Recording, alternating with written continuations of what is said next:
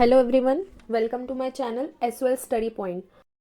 सो guys, आज हम इस वीडियो में देखेंगे कुछ इंपॉर्टेंट क्वेश्चंस जो आपका सब्जेक्ट है हिंदी भाषा और साहित्य का इतिहास, जो कि बीए और बीकॉम वाले बच्चों के लिए बहुत हेल्पफुल रहने वाला है। सम टाइम फर्स्ट सेमेस्टर में उनके पास ये सब्जेक्ट रहता है और किसी में सेकेंड सेमेस्टर में। सो हम स्टार्ट करते हैं। अभी 24 टू 25 आपका जनवरी को कुछ बच्चों का एग्जाम है, तो मैंने उन्हीं के लिए ये वीडियो बनाई है और कुछ बच्चों का कमेंट भी आ रहा था। ठीक है, तो हम स्टार्ट करते हैं। आपकी ये कुछ 4 यूनिट्स हैं जिसमें आपको बताया जाता है, पढ़ाया जाता है कि हिंदी भाषा का कैसे विकास हुआ, उसका उद्भव कैसे हुआ।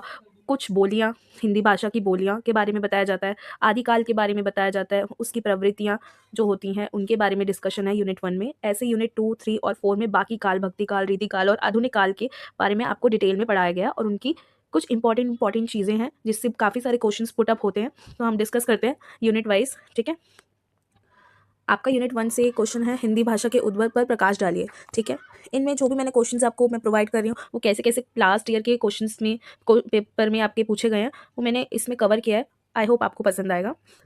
ठीक है, तो इसमें फॉर्मेटिंग अलग हो सकती है बट क्वेश्चन का आंसर वही होता है। क्वेश्चन को अलग अलग तरीके से पूछा जा सकता है, तो कंफ्यूज मत होना कि ये क्वेश्चन में हमें क्या लिखना है।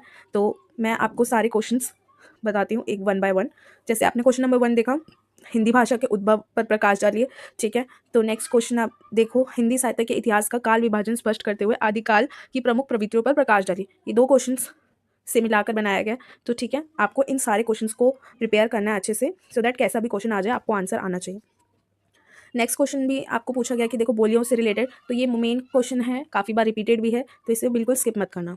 ओके, आपका देखो किस तरीके से पूछा गया, पश्चिम हिंदी की बोलियों का उदाहरण सहित सामान्य परिचय दीजिए। ठीक है, आपका यूनिट 1 में आदिकाल के बारे में भी है, तो आदिकाल से भी रिलेटेड क्वेश्चंस हैं, जैसे कि आदिकाल हिंदी काव्य की प्रमुख धाराएं को उदाहरण स्पष्ट कीजिए। ठीक है, आदिकाल हिंदी आधुनिक कालीन हिंदी से कैसे भिन्न है, स्पष्ट कीजिए।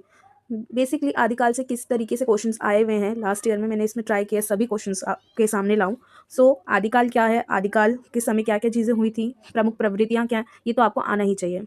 ठीक है, तो ये क्वेश्चन स्किप मत करके जाना है, इनको प्रिपेयर करके जाना है। थर्ड, भक्ति आंदोलन के उद्भव पर विचार कीजिए। देखो उद्भव पर विचार कीजिए या उद्भव उद्भव और विकास पर प्रकाश डालिए, सेम क्वेश्चन है। ठीक है, अलग अलग तरीके से पूछा गया है।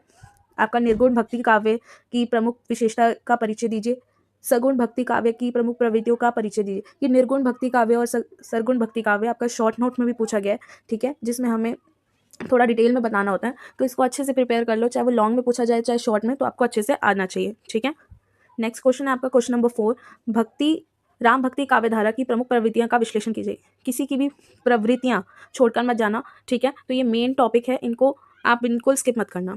ठीक है, नेक्स्ट क्वेश्चन है आपका क्वेश्चन नंबर 5, संत काव्य की प्रमुख विशेषताओं का परिचय कीजिए या कृष्ण काव्य का महत्व बताते हुए उसकी प्रवृत्तियों पर प्रकाश डालिए। ठीक है, तो ये भी 2 इंपॉर्टेंट क्वेश्चंस हैं, इन क्वेश्चंस को अच्छे से प्रिपेयर करना। क्वेश्चन नंबर 6 है आपका, रीतिकालीन कविता का सामान्य परिचय दीजिए। ठीक है, अब उसकी प्रवृत्तियों पर भी देखो क्वेश्चन आया हुआ है, तो हर काल में जो जो मेन है उनकी आपको प्रवृत्तियां आनी चाहिए। जैसे कृष्ण काव्य का भी देखा, प्रवृत्तियां ही पूछी गई हैं, तो आपको प्रवृत्तियां हर किसी की आनी चाहिए। ठीक है, रीति से हटकर स्वच्छ प्रेम मार्ग पर चलकर रचना करने वाले कवियों और उनके काव्यों का परिचय दीजिए। ठीक है, तो ये रीति काल से रिलेटेड क्वेश्चन जो पूछे गए हैं ये वो हैं। 7th क्वेश्चन देख लेते हैं, रीति काल को श्रृंगार काल क्यों कहा जाता है। ठीक है, इसकी प्रमुख प्रवृत्तियों पर प्रकाश डालिए। रीतिवत काव्य की रीति कविता में मौजूद भक्ति और श्रृंगार भावना पर विचार डालिए। रीति काल के नामकरण की समस्या पर विचार कीजिए। ठीक है, 8th क्वेश्चन आपका, द्विवेदी युगीन काव्य की प्रमुख विशेषताओं का वर्णन कीजिए।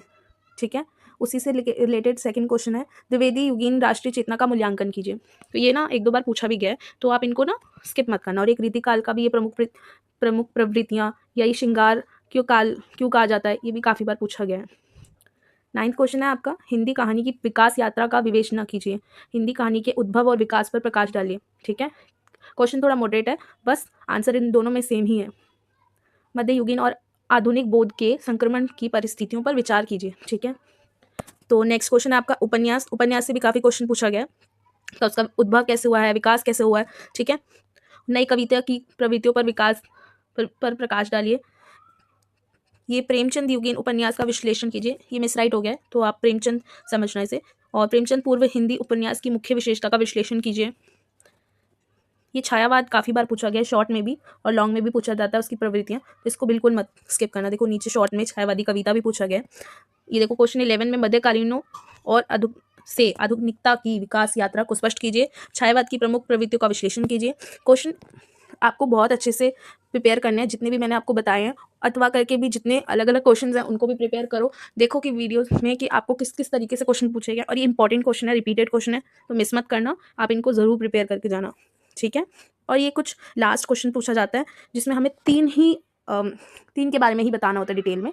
तो मैंने जितने भी आपको लास्ट ईयर में पूछे गए हैं, रिपीटेड को मैंने येलो मार्क कर दिया, और बाकी जो पूछे गए उनको मैंने नीचे राइट डाउन कर दिया। तो आप किसी को भी मत छोड़ना। आप जब प्रिपेयर करोगे लॉन्ग क्वेश्चंस के लिए तो खुद ब खुद ये शॉर्ट अपने आप ही आपके कवर हो जाएंगे। फिर भी देखते हैं, जैसे आपको पूर्वी हिंदी के बारे में लिखना है, रासो साहित्य, निर्गुण काव्य, छायावादी, अवधी भाषा, सूफी काव्य क्या होता है, संत काव्य के बारे में आप क्या समझते हो, बिहारी हिंदी, धार्मिक साहित्य, ठीक है, नई कविता, आदिकालीन लौकिक साहित्य, प्रसादोत्तर नाटक, पश्चिमी हिंदी, रीतिकाल में वीर काव्य, राम काव्य परंपरा, हिंदी कहानी के उद्भव, ठीक है। तो ये कुछ इंपॉर्टेंट एंड रिपीटेड क्वेश्चंस थे। आई होप कि आपको ये अच्छी लगी हो वीडियो, और अच्छे से प्रिपेयर करना इस पेपर के लिए, जो भी बच्चे इस पेपर के लिए तैयार कर रहे हैं। बाकी हमने एक टेलीग्राम चैनल क्रिएट कर लिया है, कुछ भी आपको इंपॉर्टेंट डिस्कशन करना हो, और ये वीडियो का भी लिंक मैं वहाँ पे डालूंगी, कुछ भी इंपॉर्टेंट आपको डिस्कशन करना हो तो आप वहाँ कर सकते हो, आप ज्वाइन कर सकते हो। टेलीग्राम का लिंक मैं आपको डिस्क्रिप्शन बॉक्स में दे दूँगी। बाकी आपके कोई भी डाउट्स हो आप डिस्क्रिप्शन यहाँ पे भी पूछ सकते हो, ठीक है। आई होप, चलो ठीक है, bye bye, take care everyone, और प्लीज़ लाइक करो, शेयर करो एंड कमेंट ज़रूर करना, एंड चैनल को सब्सक्राइब ज़रूर करो।